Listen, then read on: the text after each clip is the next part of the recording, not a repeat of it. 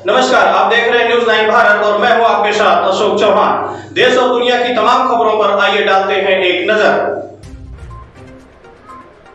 आजमगढ़ जिले के पुरानी जेल के पीछे कांसीराम आवास में तमाम प्रकार की समस्याएं हैं। किसी का बिजली का बिल 50,000 और किसी का 5 लाख तक आया है, जो गरीब कॉलोनी वासी देने में असमर्थ हैं। बिजली का बिल समय से न आकर इकट्ठा 12 साल बाद बिल भेजा गया है, जिसमें बिजली विभाग की लापरवाही साफ देखी जा सकती है, जिसको लेकर कॉलोनी वासी अधिकारियों का चक्कर लगा रहे हैं और जिसके संबंध में कई बार प्रार्थना पत्र के माध्यम से उच्च अधिकारियों, सांसद दिनेश लाल यादव निरहुआ, यहाँ तक कि स्पीड पोस्ट के माध्यम से बिजली विभाग के महाप्रबंधक, जिला अधिकारी, मुख्यमंत्री को अवगत कराया गया। जिसमें सबसे बड़ा मुद्दा बिजली बिल का है, जिसके संबंध में आवास में शनिवार शाम को एक आवश्यक बैठक संपन्न हुई। जिस बैठक में प्रमुख समाज सेवी अभिषेक जायसवाल देनू पहुंचे और पत्रकारों से रूबरू होते हुए उन्होंने कहा कि जो बिजली बिल की समस्या है उसके संबंध में हम उच्च स्तर के अधिकारियों से बात करते हुए इस समस्या का समाधान करेंगे और आज़ादी के अमृत महोत्सव के अंतर्गत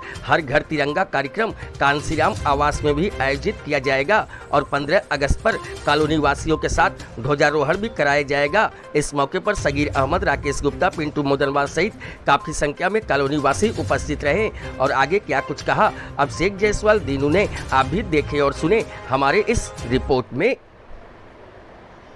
आज आप कांसीराम आवास में आए हुए हैं, यहाँ की समस्याओं को आपको लोग अवगत कराएं, क्या कहना चाहिए?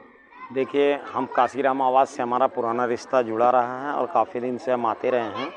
तो विगत इन दिनों थोड़ा सा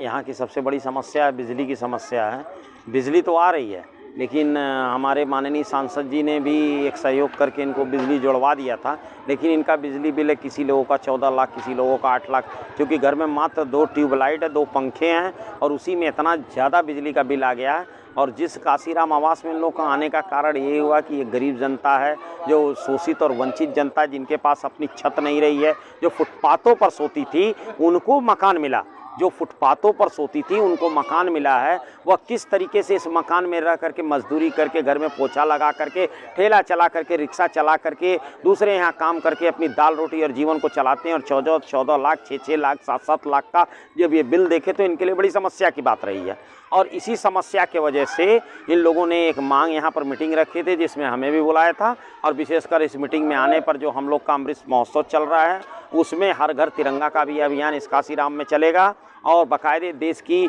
स्वतंत्रता दिवस को ये लोग मिलकर के मनाएंगे। लेकिन इस आशा के साथ, इस विश्वास के साथ कि आने वाले समय में हमारी पुरानी बिजली के बिलें जो हमारे पास अनियमित रूप से और बिजली विभाग की लापरवाही के वजह से कि 4 पंखे का बिजली बिल 14 लाख आ जाए, उसको सही करके उसको ख़त्म कर दिया जाए और इस समय से प्रीपेड मीटर लगा करके एक नियमित रूप से हम लोगों से बिजली ली जाए। यही इनकी मांग है, ये हमारे माननीय मुख्यमंत्री जी से मांग है, हमारे सांसद जी से मांग है, प्लस हम एक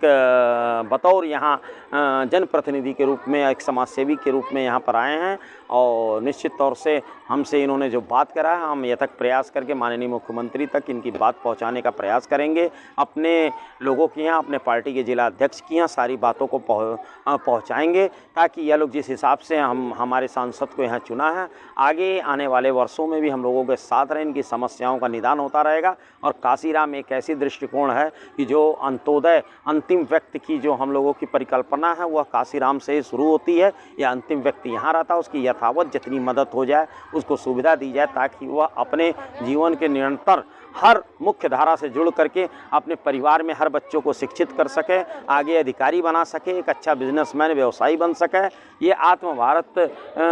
का जो संकल्प है हमारे प्रधानमंत्री जी का, उसके तहत भी वो आगे बढ़ सके। इसी निमित्त से और एक बार पुनः मुख्यमंत्री जी से और सभी लोगों से हम इनकी समस्याओं को अवगत कराएंगे और निश्चित तौर से हमारा आशा है कि हमारे माननीय मुख्यमंत्री जो गरीबों के मुख्यमंत्री हैं वह सुन करके यह बिजली बिल कांसीराम का जो यहाँ खबरों का सिलसिला कभी नहीं थमता, सिर्फ और सिर्फ बने रहिए न्यूज 9 भारत पर। अब चाहेंगे इजाजत, नमस्कार।